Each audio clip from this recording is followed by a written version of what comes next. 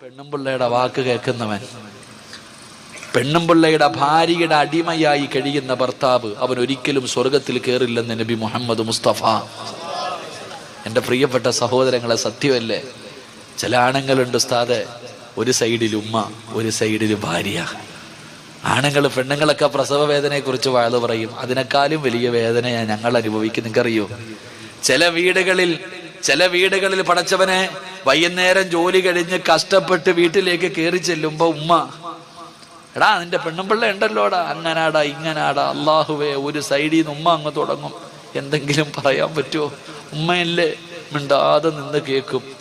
അത് കഴിഞ്ഞിട്ട് എങ്ങനെയെങ്കിലും ചോറ് ഉണ്ണാതെ ബെഡ്റൂമിൽ പോയി കിടക്കാൻ വേണ്ടി അങ്ങോട്ട് കയറുമ്പോ ആമിന അവിടെ നിന്ന് തുടങ്ങും. നിങ്ങളുടെ തള്ളയുണ്ടല്ലോ, അള്ളാഹലിച്ചേക്കപ്പ. അവിടെ നിന്ന് അവൾ അങ്ങോട്ട് വാഴ്ന്നു തുടങ്ങും. ഈ പാവപ്പെട്ടവൻ ഇരുന്ന് ഉരുക, പടച്ചനെ എന്താ ചെയ്യാ? ഒരു സൈഡിലെ